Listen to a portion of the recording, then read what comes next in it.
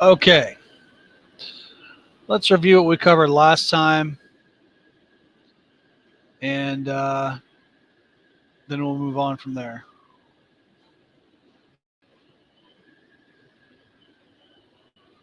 Let's see. What did we talk about last time? We talked about Heidegger's critique that Haas alludes to of these subjectivists, these Cartesian subjectivists, uh, interpreting objective reality in terms of utility instead of in terms of meaning. And we talked about how this concept of res cogita does exactly that. It objectifies the subject because it views the subject as the primary object, right? And it interprets the subject as merely a thinking faculty, right? That's what it boils it down to, right? And so because they boil down the subject as a thinking faculty and they see the subject as the primary substance, right? That then objectifies the subject, right? And so then the subject conceived of as the thinking thing becomes becomes the primary substance. And so everything else is kind of like in a hierarchy below that in terms of its truth value, if you want to look at it that way.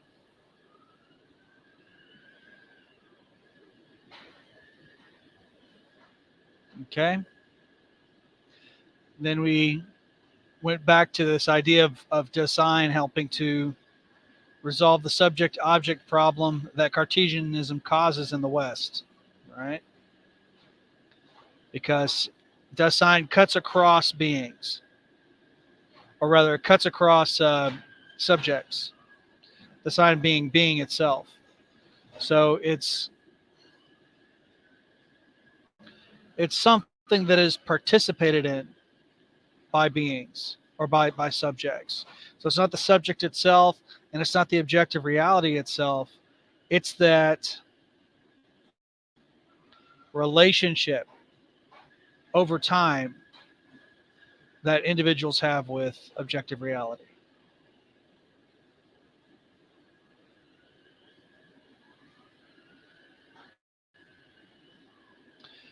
And when we do that, that allows us to take reality for granted, and it allows us to be receptive to reality in a kind of Taoist way.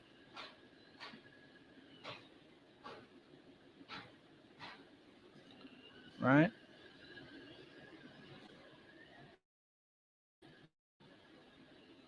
So moving on.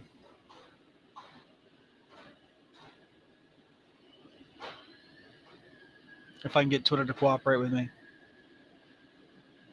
Come on. There we go.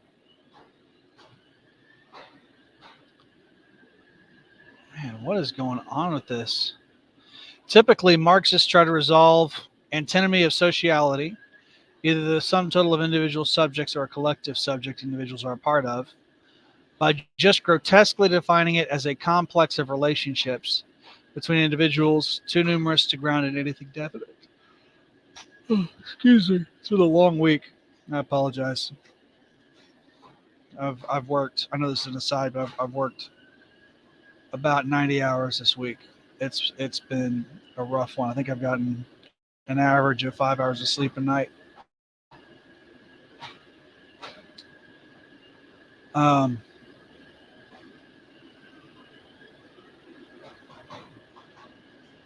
yeah, so I had to look up this idea, antinomy of sociality.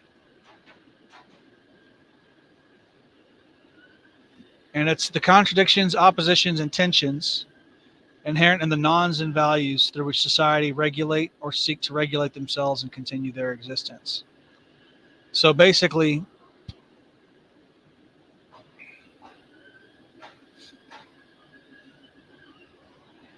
it's the point at which society encounters the contradiction, right?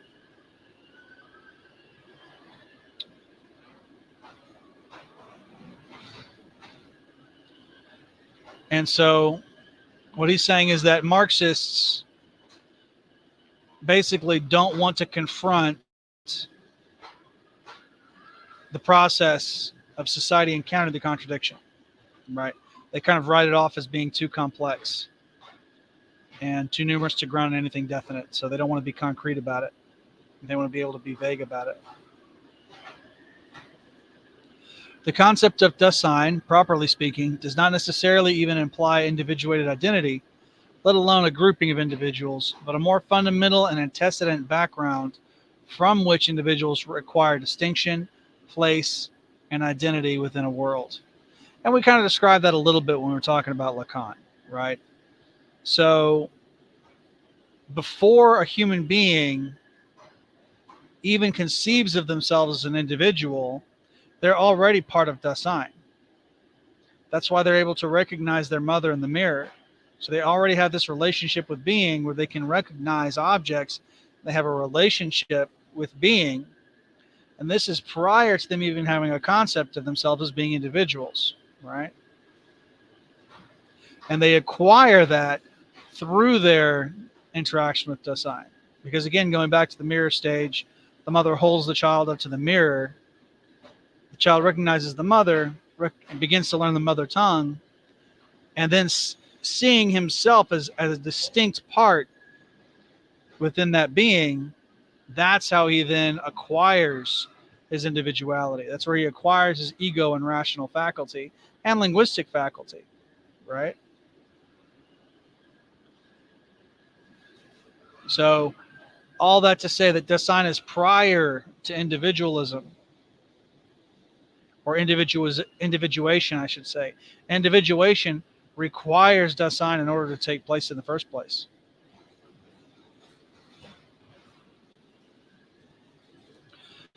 The simultaneous quality of being open to being, while also itself being, implies Dasein as an incipience of thought that goes from the question of a subject faced with its object to a quality of the object itself as originally discontinuous with regard to itself.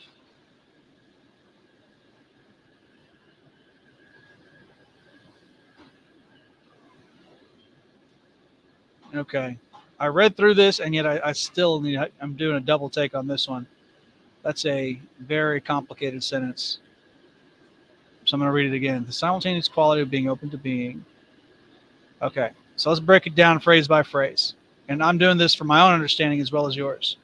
The simultaneous quality of being open to being. Being open to being is that sort of Taoist sensation, right? Or that Taoist position, I should say, where we're in there in that receptive mode, where you're receiving what reality has to offer to you, instead of, projecting your idea on reality, right? While also itself being, okay. So what he's saying is you're integrated into Dasein, but then you're also open to Dasein simultaneously, right? Implies Dasein as an incipience of thought that goes from the question of a subject faced with its object to the quality of the object itself. Okay.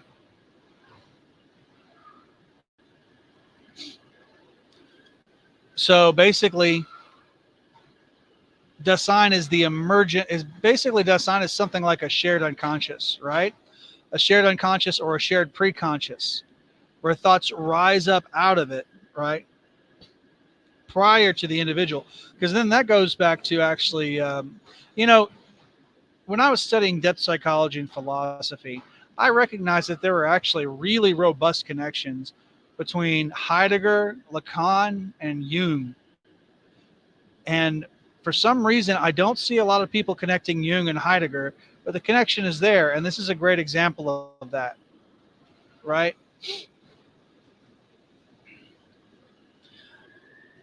because the only way to sort of resolve this idea is to fall back on this idea of a mass unconscious, which is a Jungian idea, right? Because what he's saying is, I might have to do a slideshow on Jung as well. We'll see. We'll see. But he's connecting the subject with the object, and he's describing Dasein as not an individual, right? But this shared emergence of an idea about being while simultaneously being, right? So it's the snake eating its tail. It's God looking at himself in the mirror, right? That's what he's saying. And then he's saying, as originally discontinuous with regard to itself. Now here, you can't do that. If I understand this correctly, you can't make this statement, right, as originally discontinuous with regard to itself, unless you then rely on the individual subjects, right? Because in some sense, right, and this is where it connects to Lacan, you have to have a rational subject that is alienated, right, from his own original subject, that is directly experiencing being, that then this incipience rises to this this alienated consciousness, right? That's the only way you can talk about this this discontinuity with regard to itself. So here in this statement, you have to combine Heidegger, Jung, and Lacan to understand this statement. So let me try to reword it. Well, I'm going to reread it, and then I'm going to try to say it in other words. The simultaneous quality of being open to being while also itself being implies Dasein as an incipience of thought that goes from the question of a subject faced with its object to a quality of the object itself as originally discontinuous with regard to itself. So he's bringing this from the bottom up. So I'm going to make it easier for myself to understand by going from the top down.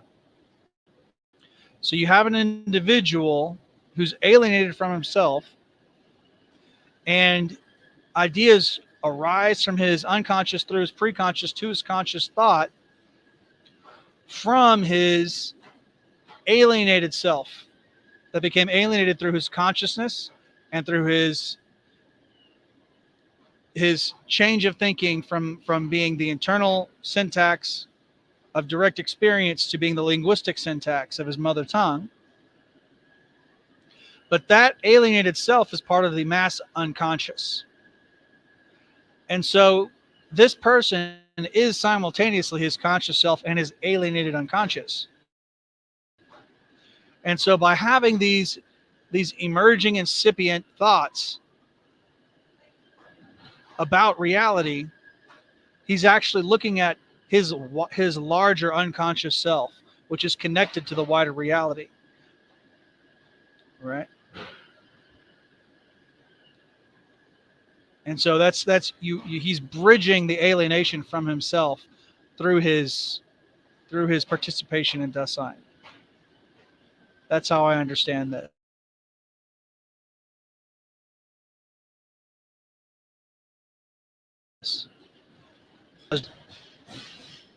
That's the best way I can make sense of that. Moving on.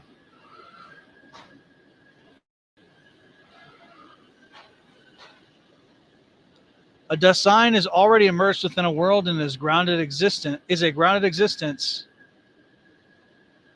It's already immersed within a world and is a grounded existence while simultaneously corresponding to an openness of being at issue with, or at least discontinuous with, that existence. Yet said being is nothing more than the very being of Dasein itself. Okay, so he's saying something subtly different. Well, he's saying something similar to what I'm saying, but on a collective level, not an individual level. Because now he's connecting this with Hegel, right? Because what he's saying is, all right, Dasein is already immersed within a world, because it's a way of it's basically the common ground of the world, and is a grounding existence while simultaneously corresponding to an openness of being at issue with, or at least discontinuous with that existence. So here he's talking about, okay, now it makes sense that he stated this after the antinomy of sociality, because now he's talking about the fundamental contradiction in Heideggerian terms. So he's describing Hegel's dialectic in Heideggerian terms. Yet said being is nothing more than the very being of Dasein itself.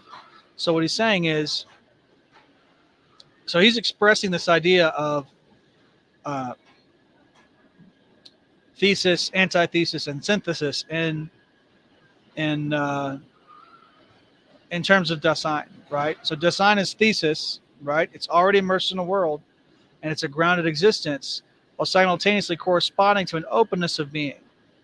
So the thesis is itself in a receptive mode,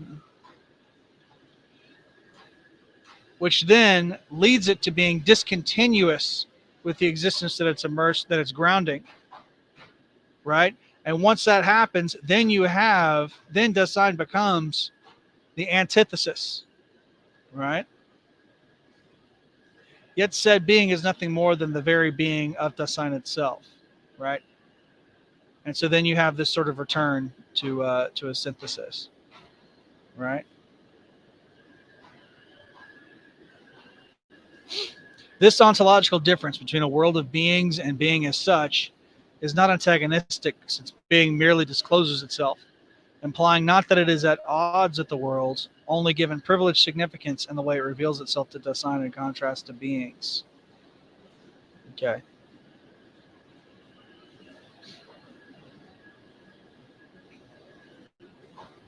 This is very similar to something that I've said many times, and this is how I interpret Hegel, right? And by no means am I a Hegelian expert, so you have to take this with a grain of salt. But I interpret Hegel as basically describing what happens to finite reality as it encounters the infinite, right? The reason why we have fundamental contradictions is because finite reality cannot contain the infinite. So as the infinite flows into reality, we encounter contradictions that we then have to resolve. And this causes the form of our reality to expand and become more complex and more in line with the infinite. But because the infinite is the infinite, the process itself is infinite. It's a never-ending process, right? And so this happens at the level of being first, and then that flows through to beings and to conscious experience. But it begins in being itself. Particular beings acquire definition in their use or general significance, but their real meaning is always metonymic, always referring to something more fundamental than themselves. Being as such is thus also the ultimate horizon of meaningfulness to which beings are referred. Now let's look up that word metonymic. I didn't notice that word before.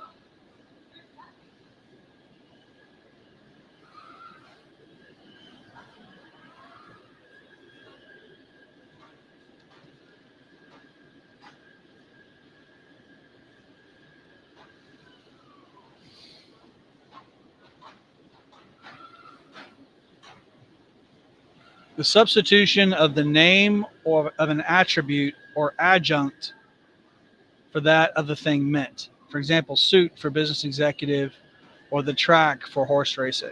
Okay, that makes sense.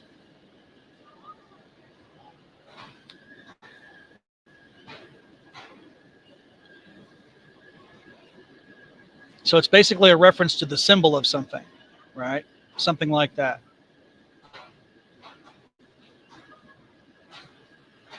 So like when you call someone what it's saying is like when you call someone a suit, you're saying that they're a business executive because the sign of someone being a business executive is that they wear a suit. So you're referring to the symbol rather than the thing itself, right?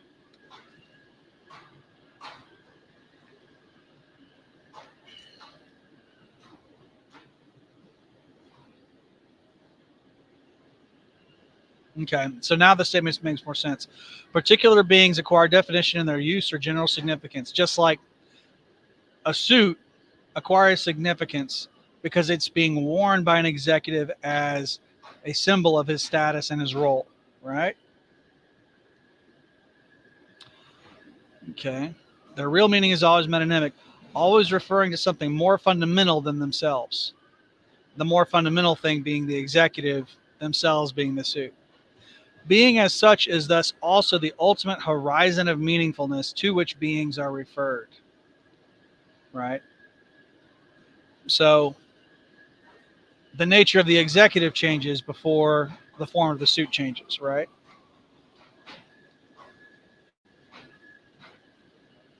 The definition of a dust sign itself lies at the point in which it faces the threshold beyond which it cannot cross, simultaneously defining the whole of what it is. The definition of a dust sign itself lies at the point in which it faces the threshold beyond which it cannot cross, simultaneously define the whole of what it is. Right. Typically understood as a person's death, but more importantly, that which within which the sign may recognize its finitude. Right. So, as I said before, the dialectic occurs because the finite is encountering the infinite, right? And so, in encountering the infinite, you find out what its borders are, what its limits are, and that's how you find out what it actually is, and that's how what it is actually changes over time, right? That is necessarily beyond any particular being, and even individual ego. Beings as such grounds the finitude of design, and meaningfulness arises not simply in the physical depth of a person, but in being itself, so far as it sets upon the limits of its disclosure to a given design. Right. So that's what I was saying, where when it encounters the infinite, that's when it's forced to confront itself, and in that confrontation, it discovers something about the nature of what it actually is, in finding what the limits of it is. And I wish I could go on more about that, but I am out of time. So hopefully I'll remember to touch back on this when we review and get into this a little bit more deeply. And I probably will do this again tomorrow, but we'll see. But that's it for today.